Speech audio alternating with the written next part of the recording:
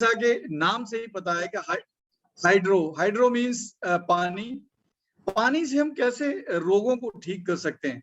अब मेरा एक अपना कॉन्सेप्ट है कि दुनिया का कोई भी ऐसा रोग नहीं है जो पानी से ठीक ना किया जा सके, और दुनिया में बहुत सारे रोग ऐसे हैं जो सिर्फ और सिर्फ पानी से ही पैदा होते हैं। हम अगर अपनी जो पानी पीने का जो पैटर्न है या पानी पीने का जो तरीका है, अगर हम उसको बदल देते हैं, और बदलते कहाँ से हैं, ये आपकी भी गलती नहीं है, ये सब कुछ जो पीछे से हमारे कुछ स्पॉन्सर्स होते हैं, और स्पॉन्सर कौन हो सकते हैं, फार्मा कंपनियां हो सकती हैं। स्पॉन्सर उनके जो भी जो कंपनी के एजेंट्स होते हैं, जो एमआर जिनको बोलते हैं, वो हो सकते हैं। वो अप्रोच करते हैं डॉक्टर्स को, तो वो डॉक्टर्स भी मैं यही कहूंगा कि वो भी भाषा बोलते हैं जो एमआर उनको बता के जाता है। किसी भी डॉक्टर के पास आज इतना टाइम नहीं है। जब उसने एमबीबीएस किया होगा, उस टाइम पे जो कोर्स पढ़ा होगा 5 साल, मैं आपको बता दूं, पूरे एमबीबीएस में 5 साल में डाइट और इन सारी चीजों के ऊपर का जो क्लास होती है, वो हार्डली कुछ घंटों की क्लास होती है। 20 से 22 घंटे की टोटल क्लास होती है 5 साल के अंदर। तो आप ये सोच सकते हैं कि 5 साल में अगर हमारी इतने ही घंटों की क्लास हो रही है, मीन्स एक वीक आपकी मुश्किल से क्लास चलती है इन सारी चीजों के ऊपर, तो हम क्या तो समझेंगे डाइट को और क्या हम बताएंगे। इसीलिए कोई भी एलोपैथिक डॉक्टर आपको ये नहीं बताता कि क्या खाना है क्या नहीं। हाँ ठीक है, आप ले लेना, जो कुछ भी ठंडा खट्टा मत खाना, बाकी सब खा लेना। उनको इस बात से कोई फर्क नहीं पड़ता कि आपको क्या आगे होने वाला है, आप ठीक होंगे या नहीं होंगे, उनको कोई बॉदर नहीं है। कोई भी एक पेशेंट उनके पास जाता है, उनके पास पहली बात तो इतना समय ही नहीं होता कि वो उसको बहुत ज्यादा समय दे पाए, उसकी कुछ पूछ पाए या उसको कुछ बता पाए। 2-3 अगर सिम्टम्स उसने बताए और एक उन्होंने पर्चा फाड़ा और उस पर अपनी दवाइयां लिखने लग गए, और दवाइयां वो बताता गया, वो दवाइयां लिखते गए, और इसके बाद में कि आप ये लो, ये आप खाना शुरू कर दो, और इसके बाद में नेक्स्ट। तो सर, जब आप इतनी अच्छी फीस जमा करके वहां जाते हैं, 500 से 1000 रुपए कोई ना डॉक्टर आज की डेट में लेते हैं, और आपको 5 से 10 मिनट नहीं देते डॉक्टर्स, तो वो क्या तो आपको समझेंगे, क्या आपकी बीमारी को समझेंगे, और क्या उसका इलाज करेंगे। दूसरा जो सबसे बड़ी प्रॉब्लम होती है, वो ये होती है कि आपने तो वहां सिम्टम्स बताए, कोई भी सिम्टम है कि सब मेरे सर दर्द हो रहा है, मेरे पेट दर्द हो रहा है, मेरे कान में दर्द हो रहा है, या मेरे ग्लूकोज ज्यादा है या शुगर है, ये सारे की सारी जो चीजें हैं, दीज आर सिम्टम्स। तो जो हमारी एलोपैथी होती है वो सिम्टम बेस्ड साइंस होती है, सिम्टम्स का इलाज किया जाता है। अब आप खुद सोचें कि सिम्टम्स का कभी भी इलाज हो सकता है क्या। मैं एक छोटा सा एग्जांपल लूं, एक पेड़ है, कोई हरा भरा पेड़ है आज की डेट में, देखा कुछ दिन बाद उसकी पत्तियां पीले होने लग जाते हैं। अब आपको लगा कि इस पेड़ की पत्तियां पीली हो जाती हैं, आप किसी डॉक्टर पर गए कि साहब पेड़ की पत्तियां पीली हो जाती हैं, तो डॉक्टर कहेगा अच्छा ये स्प्रे ले लो, ग्रीन कलर का, सारी पीली पीली पत्तियों पर स्प्रे मार दो। तो उससे क्या होगा, आपकी सारी पेड़ की पत्तियां हरी हरी दिखाई देने लग जाएंगी, क्योंकि आपने पीली पत्तियों पर ग्रीन स्प्रे मार दिया। तो क्या लगता है कि वो पेड़ अच्छा हो गया? नहीं, वो कुछ दिन बाद दूसरी पत्तियां भी पीली होंगी, और पहली पत्तियां हो सकता है चूंकि वो पीली हो चुकी हैं, वो नीचे गिर जाएं, टूट के गिर जाएं, और नई पत्तियां पीली हो जाएंगी, आप फिर दोबारा वही काम कर देंगे। जबकि एक्चुअल में क्या था, पेड़ की जो रूट है, जो जड़ है, वहां से जो न्यूट्रिएंट मिलने थे, वो न्यूट्रिएंट प्रॉपर नहीं मिल रहे उसको। अगर डॉक्टर पहले ही पूछते कि क्या दिक्कत है, कितनी पत्तियां हैं, कैसे हो रही हैं, कब से हो रही हैं, इससे पहले क्यों नहीं थी, आपने क्या चेंज किया है, क्या वहाँ प्रॉपर मॉइस्चर रहती है या नहीं रहती, आपने कभी खाद डाला है, इतने अगर सवाल पूछता तो उसको कुछ ना कुछ क्लू मिल जाता। लेकिन उसने पूछा ही नहीं, अच्छा पीली पत्तियां हैं, ये स्प्रे लो और इसको करो और सारी ग्रीन हो जाएंगी। तो यही आपकी बॉडी के साथ होता है। आपने कोई सिम्टम्स बताया कि साहब मेरा शुगर 150 रहता है या 200 रहता है, उनको 1 मिनट नहीं लगेगी, सबको पता है एक मेटफॉर्मिन नाम की टैबलेट होती है, पर्चे पे लिखेंगे और आपको दे देंगे। क्या आपने कभी सोचा है या कभी आपने डॉक्टर से पूछा है, मैं अपने पेशेंट से पूछता हूँ कि आप 20 साल से दवाई खा रहे हैं, आप 15 साल से दवाई खा रहे हैं, 10 साल से दवाई, आपने कभी डॉक्टर से पूछा है कि डॉक्टर आप मेरे को किस चीज की दवाई दे रहे हैं? तो डॉक्टर कहे शुगर को कंट्रोल करने की। तो शुगर कंट्रोल तो हो रही नहीं है, ये तो 2 साल बाद तो डोज बढ़ जाती है, एक के बाद 2 गोलियां हो जाती हैं, या 500 mg से 1000 mg हो जाती है। तो आप पहली बात तो पूछते नहीं है। अगर आप पूछ भी लेंगे तो जो हमारे डॉक्टर होंगे उनके पास इतना टाइम नहीं होगा कि वो आपको बताएं। वो कहेंगे ये ऐसा ही होता है, मैं डॉक्टर हूँ, मैं बता रहा हूँ, आप ये दवाई खाते रहो, बस दैट्स इट। ऐसा मेरे को मेरे पेशेंट्स ने बताया कि जनरली वो इतना टाइम देते भी नहीं, वो कहते हैं कि हमने आपको बता दिया, आप ये खाते रहें, सारी जिंदगी आपको खानी पड़ेगी। तो फ्रेंड्स, सबसे पहले हमको करना क्या है, हमको ये देखना है कि ये शुगर हमको हुई क्यों। और अगर मैं आज आपको ये बता दूं कि शुगर पानी से होती है, तो आप भी ऐसा ताज्जुब करेंगे कि ये क्या बता रहे हैं कि शुगर पानी से होती है, जबकि हकीकत में यही है कि शुगर पानी से होती है। कोई भी बीमारी, अगर मैं बात करूं ओबेसिटी भी पानी से होती है। आपकी जो बॉडी पे रैशेस आते हैं, जो सोराइसिस जिसको बोलते हैं, वो आपका पानी से होता है। आपके बाल झड़ते हैं, बाल झड़ने की प्रक्रिया में भी पानी का बहुत बड़ा रोल होता है। आपका कोई भी ऐसी प्रॉब्लम है जो आपकी बॉडी में है, बड़ी से बड़ी प्रॉब्लम, आपका पेट खराब रहता है, आपको कॉन्स्टिपेशन रहता है, वो भी पानी की वजह से ही रहता है।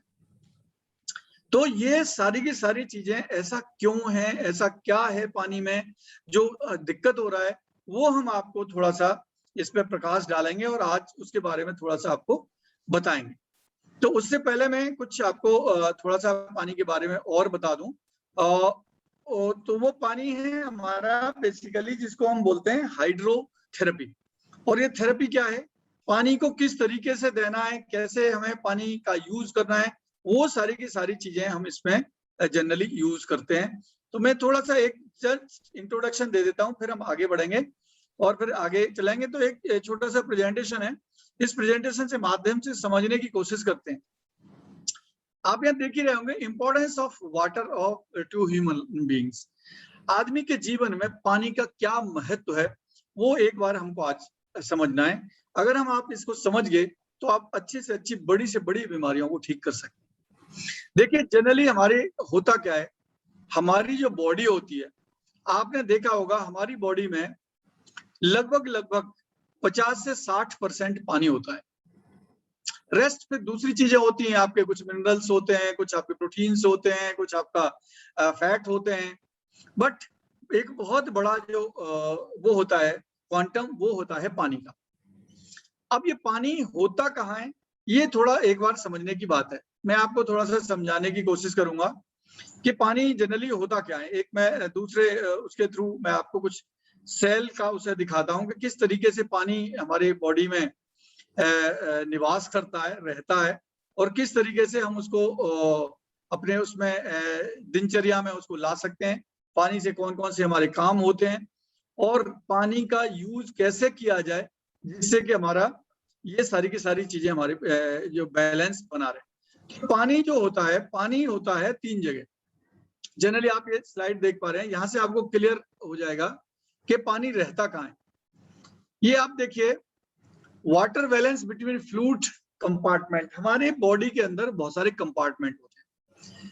जैसे कि हमने बताया कि हम जब पैदा हुए थे, हम जब गर्भ में थे, तो हमारा एक सेल था, हम सिंगल सेल के आदमी थे। जब फर्टिलाइज होकर तैयार हुए थे, देन वो सेल मल्टीप्लाई करती गई, 1 से 2, 2 से 4, 4 से 8, और ऐसे होते होते होते होते जब हम एक कंप्लीट इंसान बने, तो हमारी बॉडी में ट्रिलियंस ऑफ सेल्स हैं। आज की डेट में इतने सेल्स हैं कि आप गिन नहीं सकते। हमारा पूरा बॉडी सेल से ही बना हुआ है। अब ये जो पानी होता है, सेल भी जो होती है 2 टाइप की होती है। एक हमारी होती है, इनको हम इंट्रा सेलुलर सेल्स बोलते हैं, और दूसरे को एक्स्ट्रा सेलुलर सेल्स बोलते हैं। अब ये जो एक्स्ट्रा सेलुलर फ्लूइड कंपार्टमेंट्स होते हैं या सेल्स होती हैं, ये जनरली 2 टाइप के होते हैं। इंट्रावेस्कुलर फ्लूइड्स होता है इनके अंदर, और दूसरे के अंदर ये इंटरस्टेटिकल फ्लूइड्स होता है। आप जैसा कि पिक्चर में देख रहे हैं, ये एक हमारी ब्लड वेसल है। ब्लड वेसल्स भी हमारी उसी की बनी हुई होती है, सेल्स की। तो इसके अंदर बहुत सारे सेल्स भी होते हैं, बहुत सारे प्लेटलेट्स, और ये बहुत सारी चीज ट्रेवल करती हैं, और एक फ्लूइड भी होता है।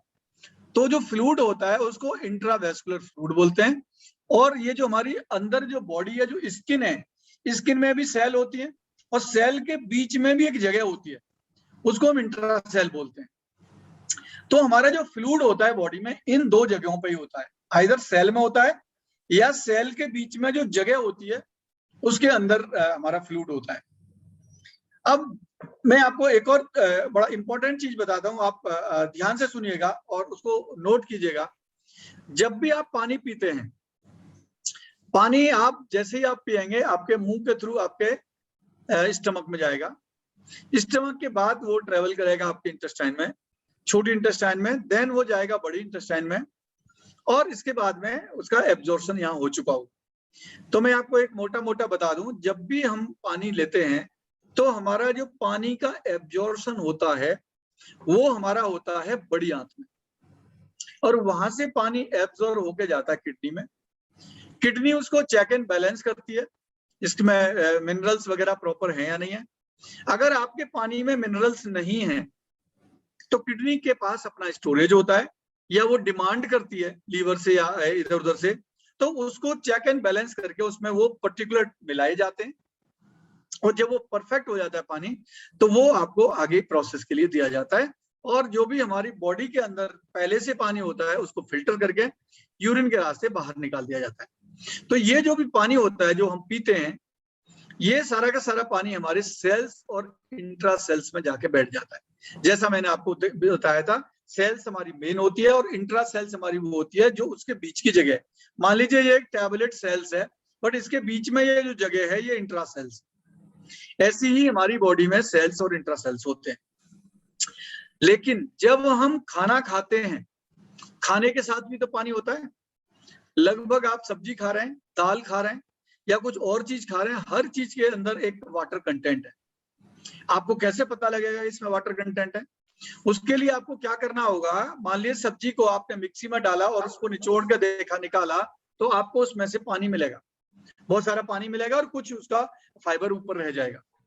ऐसे ही आपका अगर कर्ड है तो कर्ड में भी होगा, दाल है तो दाल में भी होगा।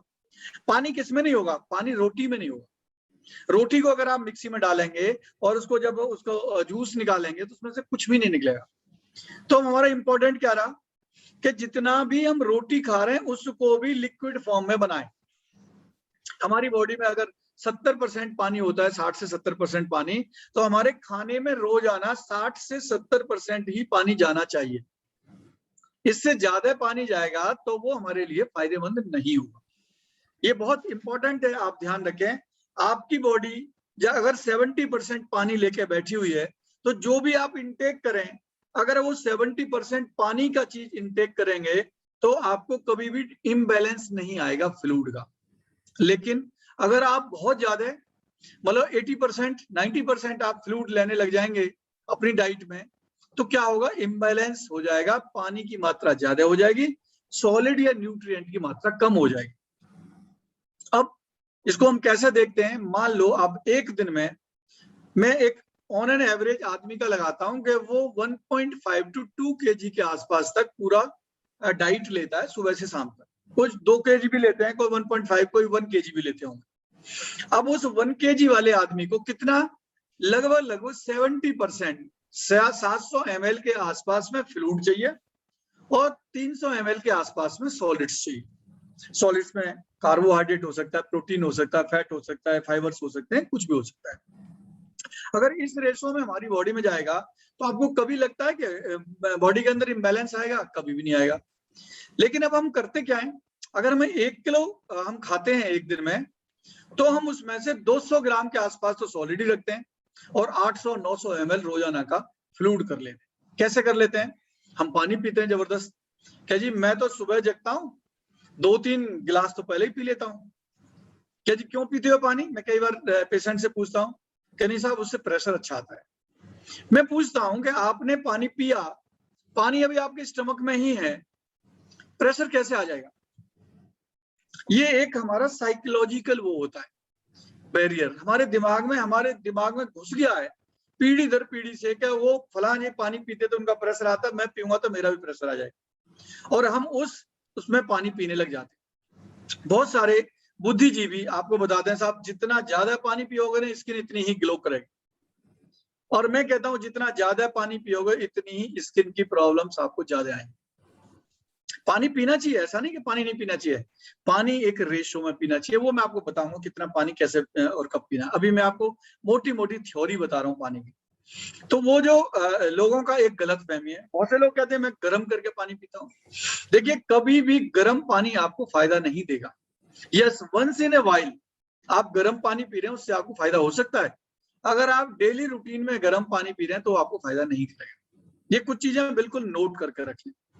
आप ठंडा पानी पिएंगे, मैं ये नहीं कह रहा कि फ्रिज में से निकाल के पिए, एक जो आपका नॉर्मल रूम टेम्परेचर होता है उसमें अगर पानी पिएंगे तो वो आपको फायदा करेगा।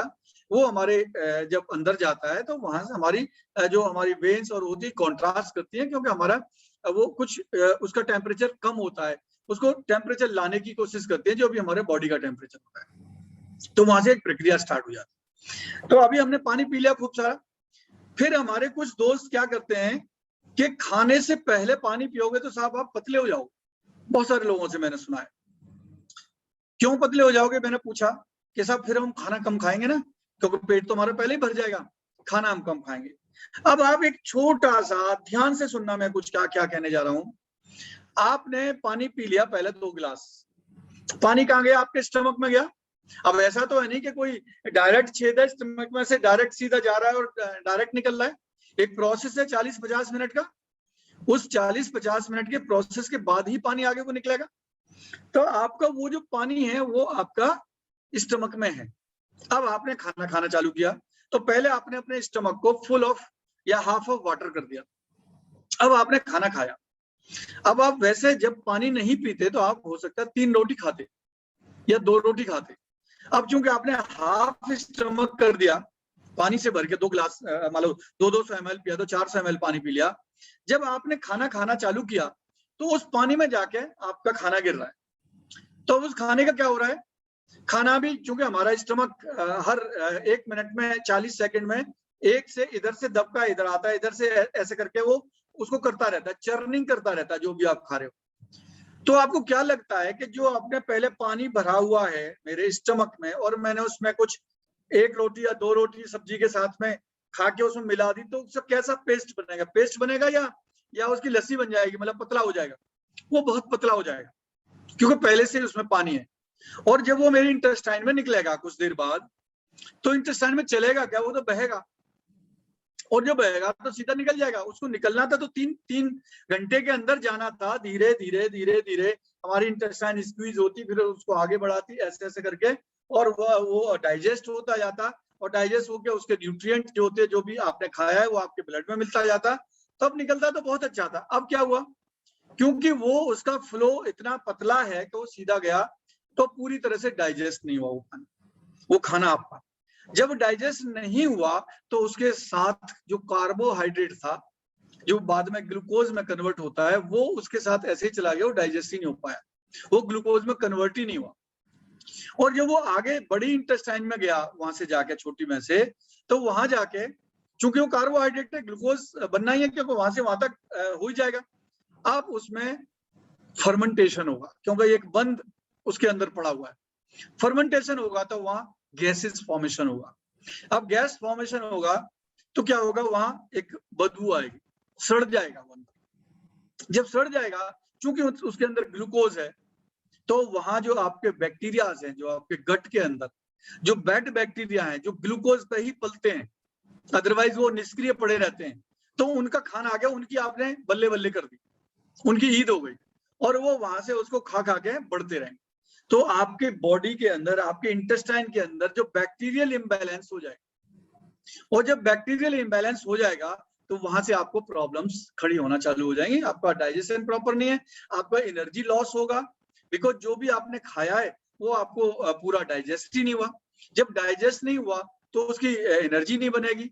जब एनर्जी नहीं बनेगी तो एनर्जी कहाँ कहाँ सप्लाई होती है, पहले तो आपके वाइटल ऑर्गन्स को चाहिए, फिर आपको चाहिए आपके रोजमर्रा के कामों के लिए।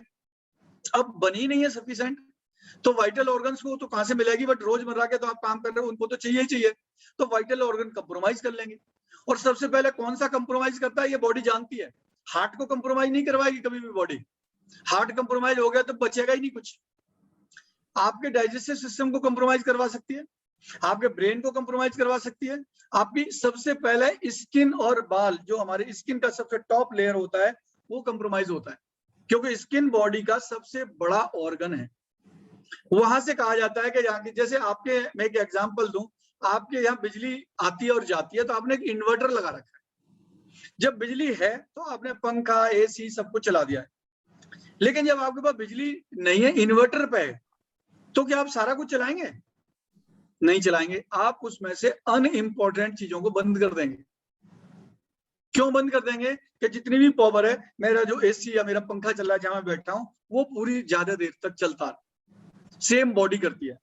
बॉडी को पता है कौन सा इंपॉर्टेंट है, कौन सा लेस इंपॉर्टेंट है या लीस्ट इंपॉर्टेंट है। स्किन लीस्ट इंपॉर्टेंट होती है, तो आपकी स्किन कंप्रोमाइज करने लग जाती है। और जब स्किन कंप्रोमाइज करती है तो आपको स्किन की प्रॉब्लम आना चालू हो जाती है। और यहीं से हमारा दाने निकल रहे हैं, ये ब्लैक हो गया, ये पैचेस हो गए, ये हमारा फेस पे कुछ निकलने लग गया, मेरे पीठ पे दाने हैं, मेरे रैशेस हो रहे हैं, और यही धीरे धीरे धीरे धीरे सोराइसिस में कन्वर्ट हो जाता है। तो ये कहां से हुआ पैदा? आपको किसी ने सलाह दे दी कि भाई खाने से पहले पानी पियोगे तो आप पतले हो जाओगे। उस एक छोटी सी सलाह ने आपको बर्बाद कर दिया, और आपको पता नहीं है कि क्या क्या हो रहा है। ये जितनी भी चीजें हो रही हैं, आप उससे रिलेट ही नहीं कर रहे। आप ये मान के चल रहे हैं कि ये तो ऐसे ही करेंगे तो हम पतले हो जाएंगे, अगर ऐसे नहीं करेंगे तो हम मोटे हो जाएंगे, जबकि आप अपने ही दुश्मन बन गए। तो ये पानी पीने का जो एक तरीका था, खाने से पहले जो जस्ट पहले वाला पानी, ये बिल्कुल गलत है, ये रॉन्ग है।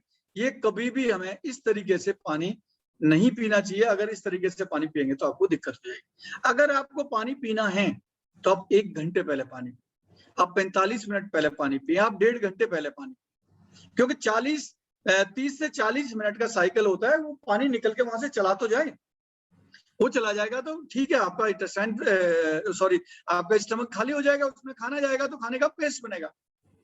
तो एक तो ये रहा। अब मैं आपको दूसरा बताता हूँ। दूसरा क्या होता है, चलो आज एक काम करते हैं, अभी हम ओबेसिटी पे आ जाते हैं, क्योंकि आज का हमारा टॉपिक ओबेसिटी है, अदरवाइज ओबेसिटी में रहेगा नहीं। ये हम एवरीडे फ्लूइड की बात करते रहेंगे। अभी ओबेसिटी बात, ओबेसिटी क्या होती है? किसी ने कभी सोचा है कि ओबेसिटी क्यों हो जाती है और क्या होती है, और क्यों हमारा फैट कई बार कम ही नहीं होता, वजन क्यों बढ़ जाता है? देखिए, वजन बढ़ने के बहुत सारे कारण हो सकते हैं। मैं ये नहीं कह रहा कि एक ही चीज से वजन बढ़ता है। वजन आपका अगर थायराइड गड़बड़ हो गया, वजन उससे भी बढ़ सकता है। अगर आप बिल्कुल सेडेंटरी लाइफ जी रहे हैं, आप कुछ करते ही नहीं है, खाया पिया और सो गए, तो भी आपका वजन बढ़ सकता है। आप अगर फास्ट फूड खाते हैं, बहुत ज्यादा फास्ट फूड लेते हैं, बहुत ज्यादा कैलोरी इंटेक कर रहे हैं, उससे भी आपका वजन बढ़ सकता है। तो वजन बढ़ने के एन नंबर ऑफ रीजन हो सकते हैं, लेकिन जो मेन रीजन है वो ये है कि अगर आपका डाइजेस्टिव सिस्टम सही नहीं है, डाइजेशन आपका प्रॉपर नहीं है, तो आपके वजन बढ़ने के चांसेस 60% ज्यादा हो जाते हैं। अब वो क्यों होते हैं, क्या होते हैं, उस पर हम आगे बात करेंगे कि ऐसा होता क्यों। तो सबसे पहले हम बात करें कि अगर हम वजन की ही बात करें कि ओबेसिटी क्या होती है, तो एक बार थोड़ा सा ओबेसिटी में प्रकाश डाल लेते हैं, फिर हम आगे उसकी और डिटेल में बात करेंगे। आपको एक मेरा स्लाइड दिख रहा होगा, तो हम इस पे चलते हैं। सबसे पहले बात करते हैं ओबेसिटी की, और हमारा lack of physical activities and unhealthy food choice equal to obesity. ये आप बहुत ध्यान कर लें, ये मोटा मोटा है कि आपका अगर फिजिकल आप कुछ भी नहीं कर रहे और आपकी फूड चॉइसेस अनहेल्दी हैं, मीन्स फास्ट फूड या इस टाइप की चीजें आप ज्यादा खा रहे हैं, या हाई कैलोरी फूड ज्यादा खा रहे हैं, या हाई कैलोरी वाटर या फ्लूइड इंटेक ज्यादा कर रहे हैं, तो आपका ओबेसिटी बढ़ती चली जाएगी। आज की डेट में हम ओबेसिटी की बात करें तो 1 in 5 चिल्ड्रन, अगर हम बात करें, अगर 5 में से 1, आप देखिए कितना परसेंटेज हो गया। एंड जो भी बड़े लोग हैं, अडल्ट्स हैं, वो ओवरवेट या ओबिस ओवरवेट होते हैं, मीन्स वो ज्यादा उनका वेट है जो एक डिजायर उससे ज्यादा। अगर मैं 1985 से 1995 10 साल की बात करूं, तो लगभग 7 से 15 साल के जो लोग थे, जो डायबिटिक थे, ओवरवेट थे, वो डबल हो गए 10 साल के अंदर। तो ये एक बहुत ही ऐसी चीज है जो बड़ी खतरनाक है, और इससे बहुत सारी बीमारियां बनती है। अबाउट 80% जो ओबिस लोग हैं वो हमारे एडल्ट्स हैं, जो हमारे आज की डेट में बहुत ही कम लोग ऐसे मिलेंगे जो स्लिम ट्रिम होंगे, जो एक वीएमआई, एक स्टैंडर्ड वीएमआई में फॉल करते होंगे। ये सब हो क्यों रहा है? छोटी मोटी चीजों की वजह से हो रहा है। तो इन पे हमको ध्यान देना है। और एट द करंट रेट अगर इसी रफ्तार से गाड़ी चलती रही तो प्रिडिक्ट किया जाता है कि 65% यंग जो हमारे एडल्ट्स हैं वो 2020-21 तक लगभग ओवरवेट की कैटेगरी में आ जाएंगे, जो आ चुके हैं। तो हमें उनको एक सर्टेन कैटेगरी में लाना है। वो कैसे लाएंगे वो हम आगे देखेंगे। सबसे पहले हम बात करते हैं, obesity is the leading cause of preventable death. Death का एक बहुत बड़ा कारण है। खाली ओबेसिटी से डेथ नहीं होती, इससे और जो बीमारियां आती हैं वो डेथ का कारण बनती है।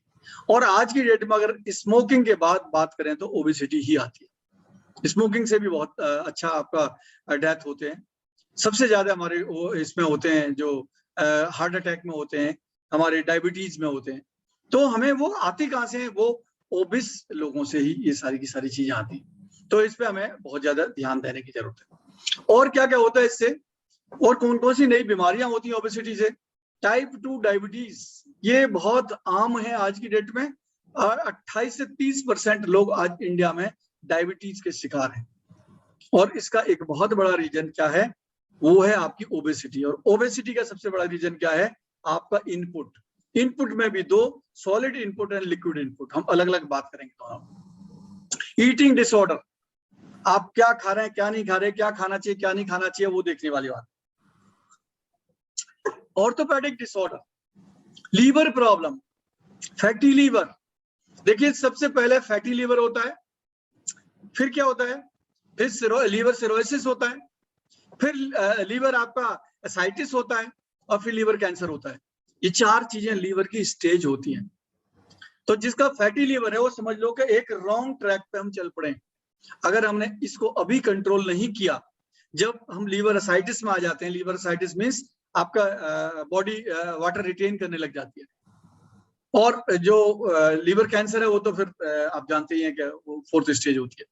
तो ये एक छोटी सी चीज कहां से आ सकती है? आपको ओबेसिटी से आ सकती है। रेस्पिरेटरी डिसऑर्डर्स, आपको सांस का, अस्थमा का, वजन ज्यादा हो गया, जीना चढ़ रहा है, सांस फूल जाती है, साहब कैरी नहीं कर पा रहे, हम अपने आप को ही कैरी नहीं कर पा रहे। स्लीप एपनिया होता है, रात को नींद नहीं आती, खुर्राटे आते हैं बहुत ज्यादा, स्नोरिंग होती है, और वो स्नोरिंग बड़ी खतरनाक होती है।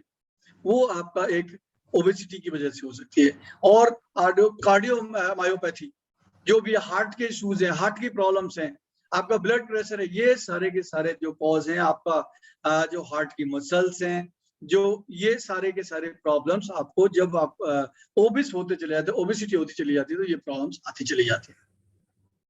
नेक्स्ट फ्रेंड, हम बात करते हैं कि इसके कॉजेज क्या है।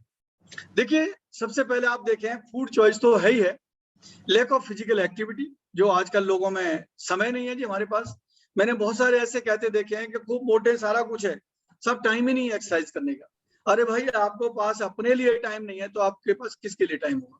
जब आप ही सही नहीं होगे तो आप क्या तो जॉब करेंगे, और क्या नौकरी करेंगे, और क्या बिजनेस करेंगे? फैमिली ईटिंग हैबिट्स, अब बहुत सारे लोग मोटे हैं, मम्मी पापा भी मोटे थे, दादा दादी भी मोटे थे, और खुद भी मोटे हैं, बच्चे भी मोटे हैं।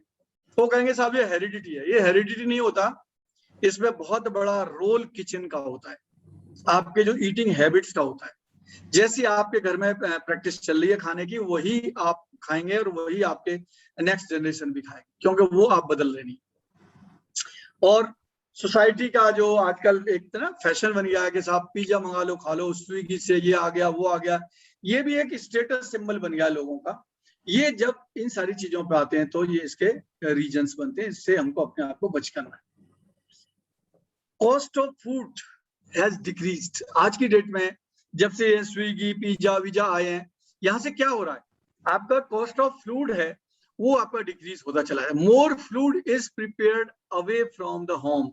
घर में तो बनाने का मन ही नहीं करता, हम सब बना बनाए मंगा लें, हम इधर उधर से ले लें, वो ज्यादा बेटर है। ऐसा ही लोग आज की डेट में करते हैं। तो उससे क्या होता है? आपके खाना डाइजेस्ट नहीं होता, वो कैसा भी मिलावट का खाना आ सकता है, अगर आप अपने घर के लिए लेट से ऑयल लेके आते हैं, मसाले लेके आते हैं, तेल लेके आते हैं, घी लेके आते हैं, तो आप जब भी लेके आएंगे एक अच्छी क्वालिटी का, बेटर क्वालिटी का लेके आएंगे। लेकिन जहां से आप खाना मंगा रहे हैं उस बंदे को अपनी प्रॉफिटेबिलिटी देखनी है कंपटीशन के जमाने में, तो वो क्या करेगा, वो रॉ मटेरियल में से पैसे बचाएगा। वो आप तेल लेके आएंगे 200 रुपए लीटर का, एक अच्छा कोई रिफाइंड ऑयल या अच्छा कोई जो ऑयल होगा, और वो लेके आएगा एक जो 80 रुपए का एक पीपा आ जाता है पूरा, या 80 रुपए लीटर वाला, और उसमें आपको तेल में बना के खाना देगा। तो आपको क्या लगता है वो खाना आपके लिए अच्छा होगा? वो खाना आपको हार्ट अटैक तक भी ले जा सकता है। तो फ्रेंड्स, यहाँ हमें बहुत ध्यान रखना है कि खाना हमें लेना। एनर्जी ड्रिंक्स बहुत सारे मार्केट में आ गए, कार्बोनेटेड ड्रिंक्स, लोगों का फैशन बन गया है क्या जी, डर के आगे जीत है। ऐसी ऐसी एडवर्टाइजमेंट बना देंगे बरगलाने के लिए कि लोग उसी को फॉलो करने लग जाते हैं और वहां से वो बीमारियों को दावत देते हैं। आपको सब बहुत सारे, आपका जो पोर्शन ऑफ साइज है वो इंक्रीज हो गया, वो तो होता ही चला जाएगा। साथ ही साथ आपका जो मार्केटिंग है, जो एनर्जी डेंस फूड की बहुत ज्यादा है। टीवी पे बार बार ऐड देखेंगे, वही देखेंगे, तो छोटे बच्चे वही देखते हैं और उसी की जिद करते हैं, और अगर किसी शॉपिंग मॉल में जाओ तो उन्हीं चीजों को पकड़ते हैं। दूसरा, आपका चलना फिरना बंद हो गया, हर काम आपका कार से, बाइक से, स्कूटर से होता है, तो आपका वहां से सीधा का सीधा आपका जो एक चलना फिरना था वो आपका बंद हो जाता है। तो ये इस तरीके से अगर हम उसे करते हैं तो ये हमारे कॉजेज हैं। अगर इसका पिरामिड की बात करें तो देखिए, हम जनरली ग्रेन्स बहुत खाते हैं, हम ग्रेनिटेरियंस होते हैं। वेजिटेबल्स हम बहुत कम खाते हैं, फ्रूट उससे भी कम खाते हैं। ऑयल, मिल्क और ये मीट एंड बनाना, ये हमारा वो होता है। तो आज की डेट में हम कहते तो अपने आप को वेजिटेरियन है, बट होते हम ग्रेनिटेरियन। हम हर मील में ग्रेन्स खाते हैं, तो वो हमें थोड़ा सा बैलेंस करना पड़ेगा। अब हम बात करते हैं कुछ ग्रुप्स की, फूड्स की। ग्रुप 1 में you should try to eat lot of, क्या खाना चाहिए आपको? Fruits and vegetables. ज्यादातर मात्रा में आप फ्रूट्स एंड वेजिटेबल खाएं, यहाँ से आपको फाइबर मिलेगा। और फाइबर का काम क्या होता है? झाड़ू लगाने का काम होता है। आपकी इंटेस्टाइन में एक तरह का झाड़ू लगाता है, इंटेस्टाइन को क्लीन करता जाता है। और जब हम ये नहीं खाते हैं तो हमारे इंटेस्टाइन में कुछ ना कुछ जमता हुआ चला जाता है, और धीरे धीरे जो हमारी विलीज होती है अंदर, वो ब्लॉक होती चली जाती है। ब्रेड्स भी लें, रोटी भी लें, बट साथ में फ्रूट्स एंड वेजिटेबल्स जरूर अपने मील में कहीं ना कहीं रखें। और ग्रेन्स, तो ऑब्वियसली ग्रेन्स, राइस, पास्ता, जो भी आप खाना खाते हैं वो खाएं। एक दूसरा ग्रुप है जिसमें जनरली क्या होता है, डेयरी प्रोडक्ट्स लोग लेते हैं, जिसमें चीज लेते हैं, योगर्ट लेते हैं, मीट लेते हैं, चिकन लेते हैं, फिश लेते हैं, नट लेते हैं। ये आपको देखना है कि इनमें से आप कितना लें। मैं यहाँ रिकमेंड करता हूँ वंस इन ए वीक आप लेंगे, कोई दिक्कत नहीं होगी। अगर आप रेगुलर रोजाना इन सारी चीजों को लेंगे तो आपको कहीं ना कहीं दिक्कत खड़ी हो जाएगी। तो खाने पे अगर आपको ओबेसिटी को कम करना है तो इसको आपको लीस्ट उस पर जाना पड़ेगा, वंस इन ए वीक। कुछ और भी अगर हम बात करते हैं, स्वीट्स हैं, बिस्किट्स हैं, और चॉकलेट्स हैं, पोटैटोज हैं, आइसक्रीम है, ये भी हम बहुत ज्यादा अपने मील्स में रखते हैं। इसको भी हमको कम करना है कि जितने भी डेयरी प्रोडक्ट होंगे वो आपको मोटा करेंगे। अब ये ध्यान रखें ऑलवेज, दूध या दूध से बनी हुई कोई भी चीज होगी वो आपको मोटा करने में बहुत हेल्प करेगी। तो जो पतले हैं, जो बिल्कुल अंडरवेट हैं, अगर वो लें तो चलो फिर भी ठीक है, लेकिन जो ऑलरेडी नॉर्मल हैं या ओवरवेट हैं, अगर वो लेंगे तो एक तो करेला दूजा नीम चढ़ा वाली बात हो जाएगी। तो इन सारी चीजों को आपको अवॉइड करना है। तो अगर ये सब कुछ करेंगे और फिजिकल एक्टिविटी करेंगे तो उसके फायदे क्या होंगे? आपके कार्डियोवैस्कुलर फिटनेस अच्छी, आपका हार्ट अच्छा काम करेगा, खेल कूद करेंगे, आपका वेट हेल्दी रहेगा, कभी भी ज्यादा नहीं बढ़ेगा, आपको पॉस्चर ढंग से उसमें आप बैठे हैं, कई बार लोग टेढ़े मेढ़े बैठते हैं फिर उससे दर्द होता है, आपका कोलेस्ट्रॉल रिड्यूस हो जाएगा, आपको अच्छी नींद आएगी रात को, आपका जो सेल्फ स्टीम है वो, उसका कॉन्फिडेंस लेवल आपका आसमान छुएगा। एक मोटा आदमी और एक फिट आदमी, दोनों का अगर दोनों को खड़ा कर दिया जाए किसी मंच पे, तो आप समझ सकते हैं कि किसका कॉन्फिडेंस लेवल हाई रहेगा। कंसंट्रेशन उसका बहुत अच्छा हो जाएगा, स्ट्रेस रिड्यूस होगा, डिप्रेशन नहीं होगा, एंजाइटी नहीं होगी, और आपकी सोशल स्किल्स एंड जो आपका एनहांसमेंट होगा इन सारी चीजों में, और आपका एक रेपुटेशन बनती चली जाएगी आगे। तो फ्रेंड्स, ये कुछ चीजें हैं जो हमें अपने आप को देखनी है, हमें अपनी फिटनेस के ऊपर ध्यान देना है। और अगर हम फिटनेस पर ध्यान देंगे तो आपको कुछ अपना प्रोग्राम बनाना है फिटनेस का, जब तक आप कुछ डिसाइड नहीं करोगे, आपको डिसाइड करना है कि मेरे को 1 किलो पर वीक के हिसाब से अपना वेट कम करना है।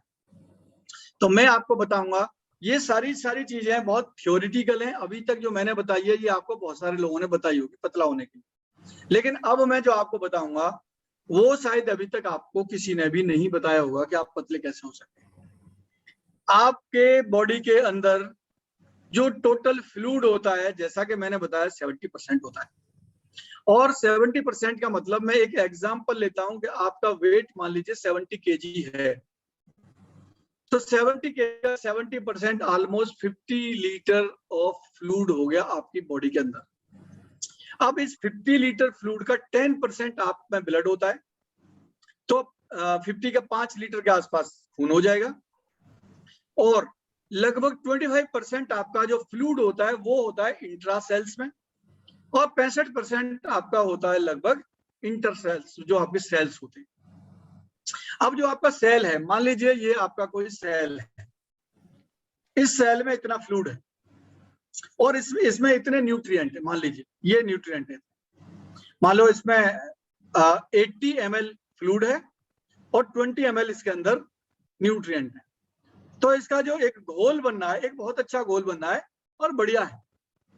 अब मैंने क्या काम किया, मेरे को किसी ने सलाह दी कि भाई ज्यादा पानी पियो, खूब पानी पियो। जब आप खूब पानी पियोगे तो क्या करेंगे, आपकी जो सेल अभी इतनी खाली है, अब आप जब ज्यादा पानी पी रहे हैं तो क्या हो रहा है, धीरे धीरे धीरे धीरे वो पानी आपके सेल में आ रहा है, और सेल में आ रहा है तो ये गिलास आपका यहाँ तक भर गया। अब क्या हो गया, न्यूट्रिएंट तो उतने ही रहे, क्योंकि पानी से न्यूट्रिएंट तो मिलते नहीं है मिनरल्स के अलावा, और मिनरल भी आजकल नहीं मिलते क्योंकि आरओ का पानी पीते हो आप। तो यहां से क्या होगा, ये हो गया डाइल्यूट। जब ये डाइल्यूट हो गया, पहले मान लीजिए 80 ml था, अब ये मान लो 100 ml वाटर हो गया। 80 ml में 20 ml पहले न्यूट्रिएंट थे, अब 100 ml में 20 ml न्यूट्रिएंट हो गए, तो ये डाइल्यूट हो गया। अब इसमें जो एनर्जी बनेगी वो एनर्जी कम बनेगी, क्योंकि ये डाइल्यूट हो गया, जो भी सॉल्यूशन था ये डाइल्यूट हो गया, तो एनर्जी कम बनेगी। तो आप जितना ज्यादा पानी पिएंगे उतनी ही आपकी बॉडी के अंदर एनर्जी कम बनेगी, प्रोड्यूस होगी। जब एनर्जी कम बनेगी तो चूंकि एनर्जी से ही हमारे सारे काम चलने हैं, तो वो जो एनर्जी हमारी बनी वो हमारे वाइटल ऑर्गन्स को भी जाती है और हमारे रोजमर्रा के कामों में भी लगती है। अब हमारे जब एनर्जी बनी ही कम, तो अब क्या होगा, हमारे फंक्शनिंग कम हो जाएगी बॉडी की। मैं ये नहीं कह रहा कि कहीं एक जगह जाके एनर्जी बनती है, मेरे हर सेल में, पूरी बॉडी के जो भी मेरे ऑर्गन्स हैं, इंटरनल एक्सटर्नल कुछ भी हैं, हर ऑर्गन की सेल होती है और हर सेल में फ्लूइड होता है, और हर फ्लूइड में जाके एटीपी प्रोसेस होता है, एनर्जी बनती है। सेम आपका जो एक इंटेस्टाइन है, आपका जो हार्ट है, आपका लीवर है, आपकी किडनी है, ये सेल से ही बने हुए होते हैं। हर सेल अपनी एनर्जी खुद बनाती है। ये मेरे स्किन की जो सेल है ये भी अपनी एनर्जी खुद बना रही है, मेरे फेस की जो सेल है वो भी अपनी एनर्जी खुद बना रही है, जो अंदर मेरे और ऑर्गन्स है वो अपनी अपनी एनर्जी खुद बना रहे हैं। अब मैंने क्या काम किया, उनको फुल ऑफ फ्लूइड कर दिया, पानी भर दिया उसमें, पीते पीते साल 6 महीने से 10 साल से 5 साल से मैं खूब पानी पीता हूँ। अब मेरी सेल्स में बिल्कुल भी गुंजाइश नहीं है। अब क्या होगा, मेरा एनर्जी लेवल कम होता चला जाएगा, और मेरी सेल्स में जब ज्यादा पानी होगा, न्यूट्रिएंट कम होंगे, एनर्जी नहीं बनेगी, तो मेरी स्किन डल होती चली जाएगी। मेरे बालों सॉरी बालों को अगर मेरा प्रॉपर वो नहीं मिलेगी एनर्जी, तो मेरे बाल झड़ने लग जाएंगे। मेरे अगर इंटेस्टाइन को, उसकी सेल्स को एनर्जी नहीं मिली, तो इंटेस्टाइन तो हमेशा स्क्वीज करेगी, इधर से इधर को बढ़ाएगी, खाने को ऐसी तो चलाती है, वहां कोई ऐसा तो है नहीं कि कोई पकड़ के खींच रहा है उसको। जैसे सांप चूहे वो निगलता है, तो निगलने के बाद में वो धीरे धीरे धीरे धीरे आगे बढ़ाता है, अपनी मसल्स को कॉन्ट्रास्ट करता है ऐसे करके, और वो चीज आगे चलती चली जाती है। सेम काम हमारी इंटेस्टाइन में होता है, सेम काम हमारे स्टमक में होता है जब वो चर्निंग कर रहा होता है। तो ये एनर्जी आए कहां से उसको ये करने वाली, ये एनर्जी आने के लिए आपको क्या चाहिए, सेल्स के अंदर एनर्जी चाहिए। सेल्स आपने पानी से भर दिए, जब आपने पानी से सेल भर दिए हैं तो आपकी बॉडी में वैसे ही बतेरा वेट हो गया। तो फ्रेंड्स, अगर आप एक प्रॉपर मात्रा में पानी पिएंगे तो वहां से क्या होगा, आपका जो extra fluid of the cells है वो धीरे धीरे कम होगा। जब सेल में से पानी कम होगा, जैसे ये यहां तक भर गया था, अब धीरे धीरे मैंने पानी को एक लिमिट कर दिया। जब मैंने लिमिट कर दिया तो धीरे धीरे ये पानी कम होगा और पानी यहाँ तक आ जाएगा, मेरा प्रॉपर कंसंट्रेशन हो जाएगा। और जब इस लेवल पे एनर्जी बनेगी, वो अच्छी एनर्जी बनेगी। तो अब मेरे को यहाँ से यहाँ तक पानी कम करना है, तो वो कैसे करना है उसका एक प्रोसेस है, मैं आपको बताऊं। तो ये तो एक मेरी ऐसी सेल थी। अब कुछ ऐसी भी सेल होंगी बॉडी में जिसमें ये पानी इतना होगा और उसके अंदर न्यूट्रिएंट भी होंगे, तो उसका कंसंट्रेशन बहुत ज्यादा होगा। वो मेरे को कहीं ना कहीं हिट कर रहा है, मेरे को कहीं कहीं प्रॉब्लम कर रहा है। अब मैं क्या काम करूंगा, मैं कुछ पानी ज्यादा पीऊंगा। ज्यादा पानी पीऊंगा तो मेरे सेल्स, उन सेल्स में भी पानी जाएगा, इन सेल्स में भी पानी जाएगा, क्योंकि वो ऐसा तो है नहीं कि किसी में ज्यादा जाए किसी में कम जाए। तो मेरा जो पानी का प्रोसेस रहेगा, मेरा पानी का प्रोसेस रहेगा, अब कुछ दिन ज्यादा पानी पीऊंगा, कुछ दिन कम पानी पीऊंगा, फिर कुछ दिन ज्यादा पीऊंगा, कुछ दिन कम पीऊंगा। तो जो ज्यादा सेल्स में भरा हुआ था वो कम आ जाएगा और एक अपने लेवल पर रुक जाएगा, और जो कम था जिसमें, वो धीरे धीरे ऊपर जाएगा, जब दोबारा आएगा तो यहाँ पे रुक जाएगा। तो दोनों का जब फ्लूइड का बैलेंस हो जाएगा तो मेरी बॉडी में से रोग भागना चालू हो जाएंगे। क्योंकि जब फ्लूइड बैलेंस होगा, हमारी सारी प्रक्रियाएं बॉडी में जो चलती हैं फ्लूइड पे ही चलती हैं। सारे जो भी कम्युनिकेशन होते हैं, एक एक प्रोसेस होता है, सब फ्लूइड के ऊपर ही होता है। आपने सोडियम और पोटेशियम कभी सुना हो तो मैं आपको उसको कभी दिखाऊंगा आपको कि किस तरीके से सोडियम और पोटेशियम काम करता है हमारी बॉडी में। वो भी एक ऐसा मैकेनिज्म है, तो उसको भी आप देखेंगे तो आप चौंक जाएंगे कि किस तरीके से हमारी बॉडी में सोडियम पोटेशियम का काम हो रहा है। मैं आपको एक छोटी सी झलक दिखाता हूं, आप देखिएगा उसको। ये एक मैं छोटा सा आपको दिखा रहा हूं वीडियो, आप यहाँ से ध्यान से देखें, छोटा सा वीडियो है। Is an active transport mechanism. 3 sodium ions bind to the protein channel, and an ATP provides the energy to change the shape of the channel that in turn drives the ions through the channel. One phosphate group from the ATP remains bound with the channel. The sodium ions are released on the other side of the membrane outside of the cell. इस तरीके से जो sodium ion होते हैं, जो नमक होता है, जो हमारे यूरिन के रास्ते बाहर निकलता है, ये अंदर की सेल है और ये बाहर की सेल है। तो इस तरीके से एक मैकेनिज्म होता है, वहां पे सोडियम आयंस फिट होते हैं, इसका मुंह ऊपर को खुलता है, बाहर निकल जाते हैं और हमारे किडनी के रास्ते और फिल्ट्रेशन के रास्ते, ये हमारा यूरिन के रास्ते बाहर निकाल दिया जाता है, और पोटेशियम को अंदर किया जाता है। अब पोटेशियम कैसे अंदर होगा? The new shape of the channel has a high affinity for potassium ions, and 2 of these ions now bind to the channel. This binding again causes a change in the shape of the protein channel, and this conformational change releases the phosphate group on the cytoplasm side. This release allows the channel to revert to its original shape, and as a result, the potassium ions are released inside the cell. In its original shape, the channel has a high affinity for sodium ions, and when these ions bind again, they initiate another cycle. The important characteristic of this pump is that both sodium and potassium ions are moving from areas of low concentration to areas of high concentration. तो friends, इस तरीके से हमारे body के अंदर क्रियाएं चलती रहती हैं और सारा कुछ फ्लूइड पर डिपेंड करती है। ये सब कुछ फ्लूइड के माध्यम से होता है। अगर फ्लूइड हमने इम्बैलेंस कर दिया और अगर हमारा फ्लूइड इम्बैलेंस हो गया तो हमको बीपी की प्रॉब्लम हो जाएगी। ये सोडियम एंड पोटेशियम, इसको हम बोलते हैं के फैक्टर। कितना सोडियम होना चाहिए, कितना पोटेशियम होना चाहिए, उसका एक रेशो होता है। वो रेशो अगर मेरा गड़बड़ हो जाएगा तो मेरे को बीपी का प्रॉब्लम हो जाएगा। अगर वो रेशो हाई हो जाएगा तो हाई बीपी हो जाएगा, और रेशो लो हो जाएगा तो लो बीपी हो जाएगा। जितना मान लीजिए मेरा सोडियम होता है 70% और पोटेशियम होता है 30%, तो जैसे ही सोडियम 80 होगा तो 20 अपने आप हो जाएगा, और ये 90 होगा तो 10 हो जाएगा, या ये 40 होगा तो ये 60 हो जाएगा। तो इस तरीके से जो चलता है तो हमारे बैलेंस बिगड़ जाता है। जब हम ज्यादा पानी पिएंगे या ज्यादा इस टाइप की एक्टिविटीज करते हैं तो हमारे अंदर का फ्लूइड इम्बैलेंस हो जाता है, और जैसे ही फ्लूइड इम्बैलेंस होता है तो हमारी प्रॉब्लम्स आना चालू हो जाती है। तो ओबिस जो लोग हैं आज की डेट में, जो मोटे लोग हैं, मेरा उनके लिए एक सलाह है कि आपको कुछ करने की जरूरत नहीं है। आप जो अपना खा रहे हैं, मेरे आज की डेट में डाइट में कोई परहेज नहीं होता, और मैं आपको ये भी बता दूं कि डाइट से आप कुछ भी नहीं, मैं एक तरह का आपको वाटर डाइट देता हूं, पानी एज ए खाना। तो उसमें क्या होता है आप 3 बार खाना खाएं, कोई भी कितना भी 100 केजी का आदमी है वो 3 बार खाना खाए, सिर्फ और सिर्फ 3 बार, और हर खाने के बीच का गैप 6 घंटे होना चाहिए मिनिमम। 6 घंटे, मान लो 8 बजे खाना खा लिया, फिर 2 बजे खा लिया, फिर रात को 8 बजे खा लिया, तो 6 घंटे का आपका गैप हो गया।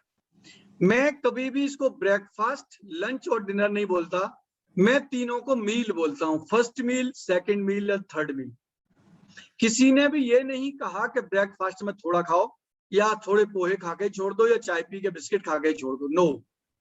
आपको तीनों मील प्रॉपर लेने, अगर आपको अपनी बॉडी के अंदर एनर्जी लेवल को प्रॉपरली डिस्ट्रीब्यूट करना है सारे दिन के लिए, तो आप 8 बजे 1 रोटी, 2 रोटी, पराठा, व्हाटएवर जो भी है वो आप लें, फिर 2 बजे आप खाना खाएं।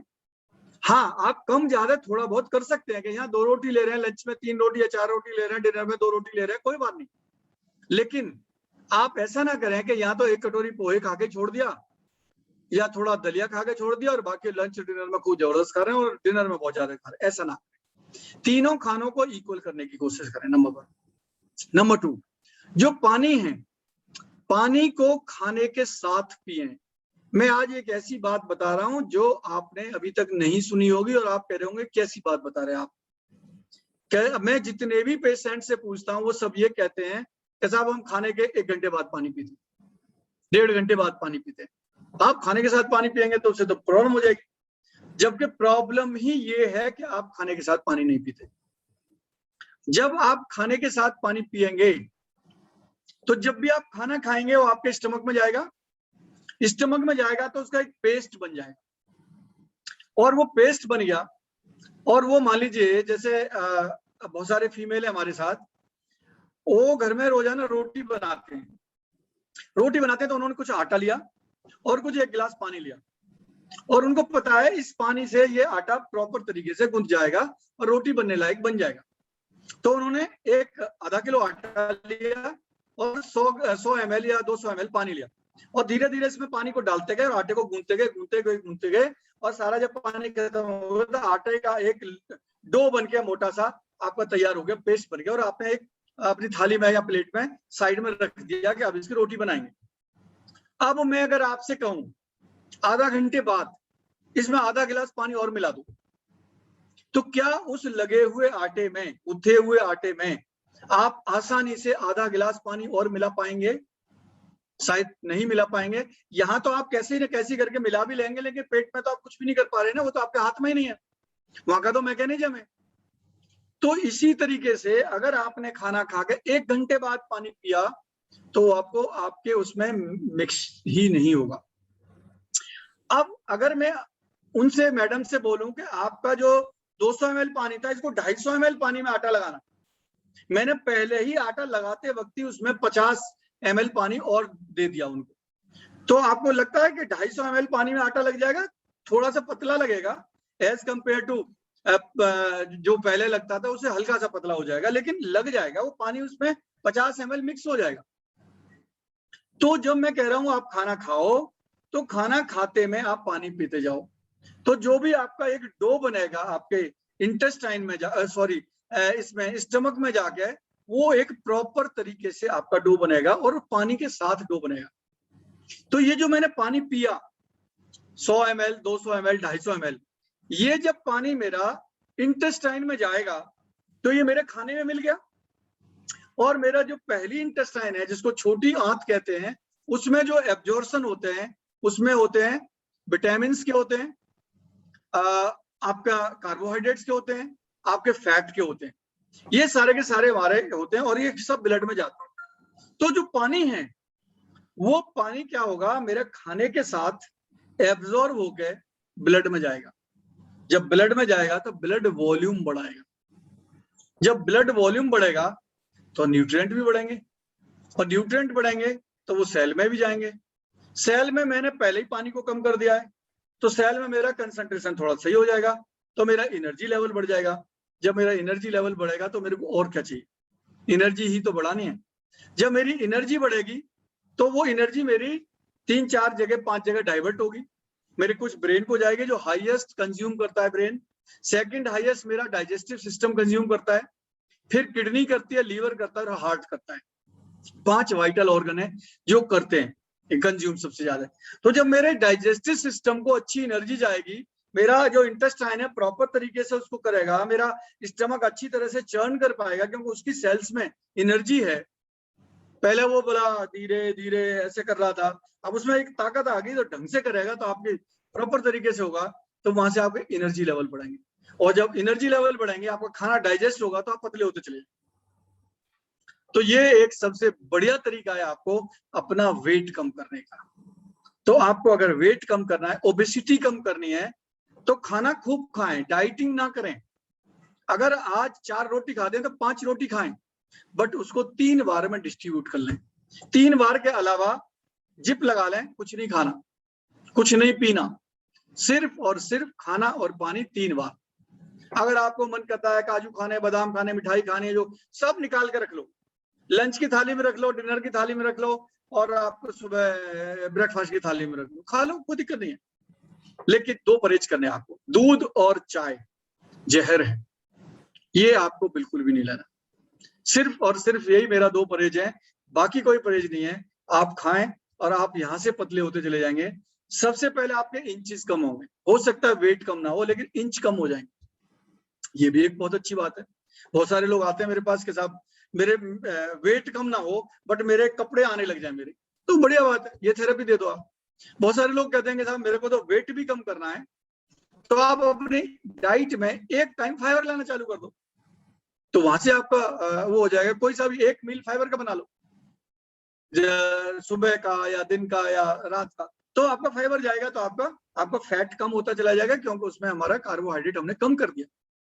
तो इस तरीके से हम करके अपने बदल के डाइट को चेंज करके अपने आप को एक प्रॉपर शेप में ले आएंगे और अपने आप को एक प्रॉपर एक कहते हैं ना कि एक अच्छी वीएमआई में ले आएंगे। और जब आपका वीएमआई अच्छी होगी, आपकी शेप अच्छी होगी, तो डेफिनेटली आपका कॉन्फिडेंस लेवल हाई होगा। और जब कॉन्फिडेंस लेवल हाई होगा तो आप समझ सकते हैं कि आप फिर कहां से कहां जा सकते हैं। तो ये आज का सेशन था।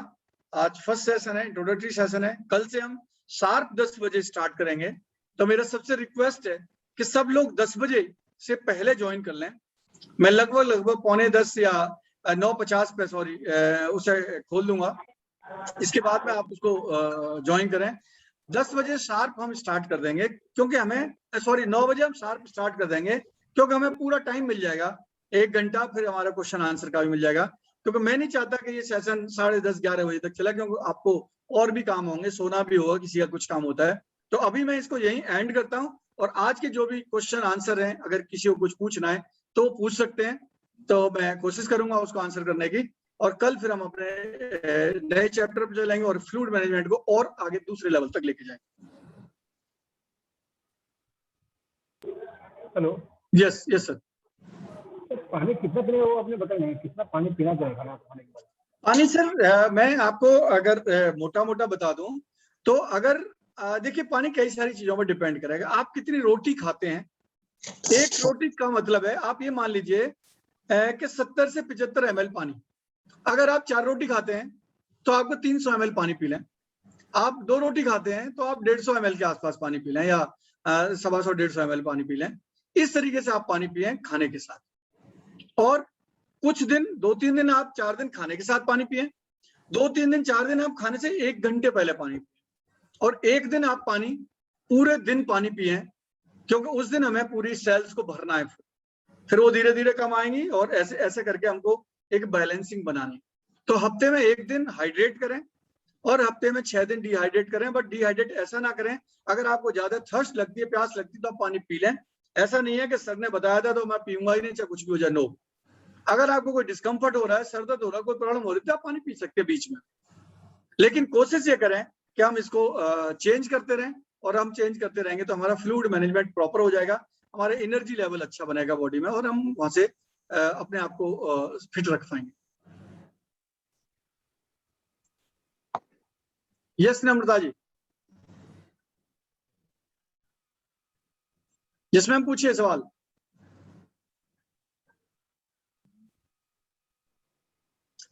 आपकी आवाज नहीं आ रही मैम, वॉइस नहीं आ रही।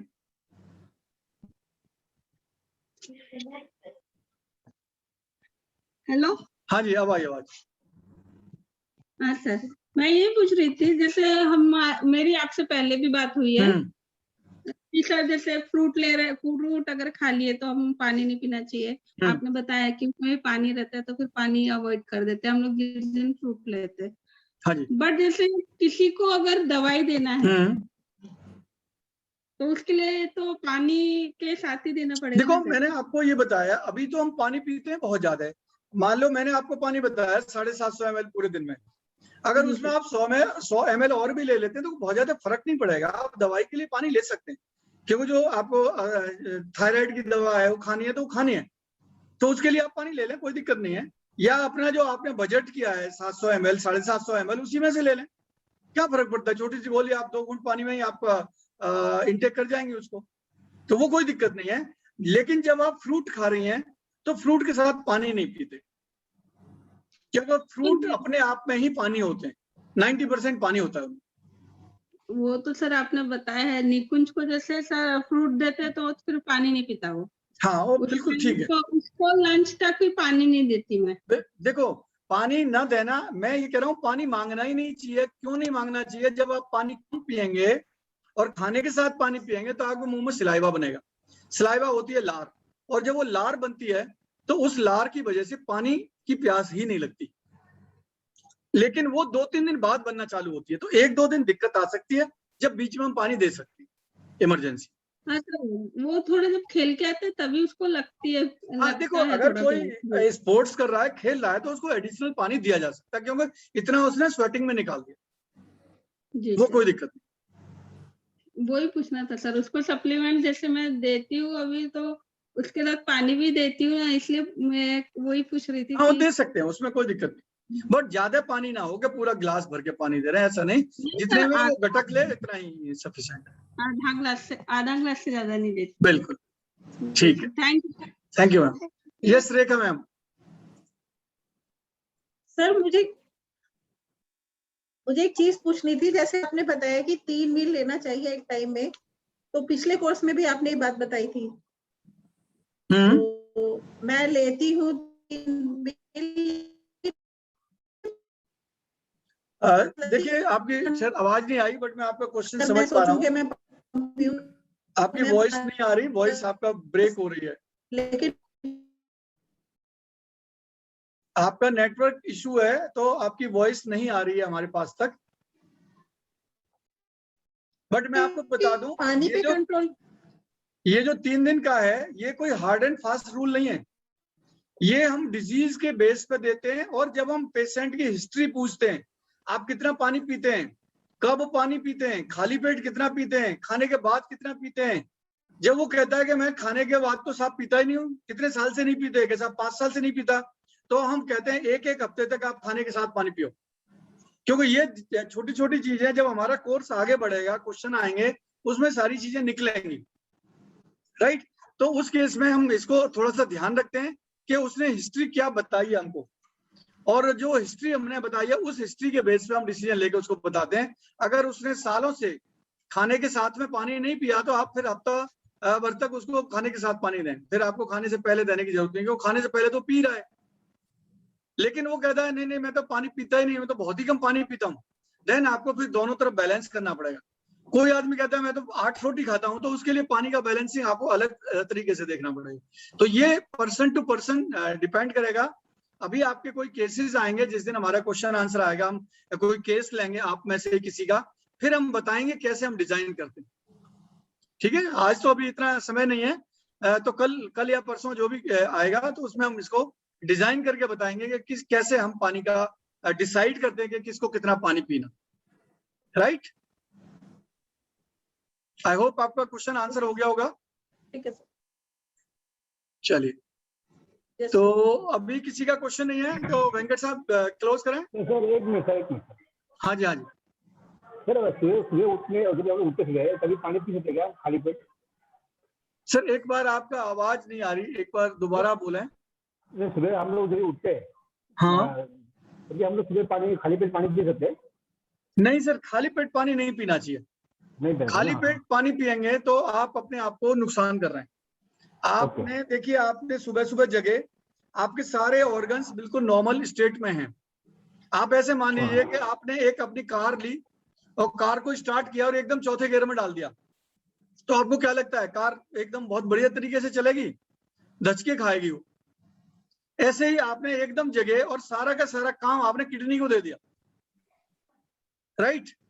तो किडनी की करेगी काम, वो ऐसा नहीं है, वो तो आपके कहने पे चलती है, लेकिन धीरे धीरे धीरे धीरे अगर आपने प्रैक्टिस बना ली, एक दिन पी लिया, 2 दिन पी लिया, कोई बात नहीं है, तो फिर ये आपको दिक्कत करेगी।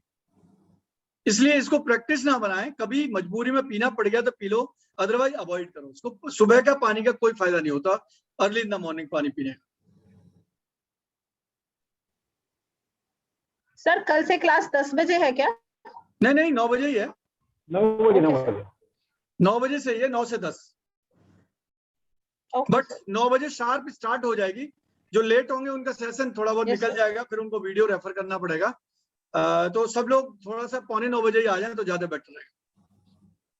तो कुछ बात भी कर लेंगे, एक आध दो क्वेश्चन आंसर भी कर लेंगे, फिर 10 बजे शार्प स्टार्ट कर, सॉरी 9 बजे शार्प स्टार्ट कर देंगे, राइट? Yes, तो sir. अभी शायद किसी का क्वेश्चन नहीं है। वेंकट साहब क्लोज करें इसको। हाँ सर।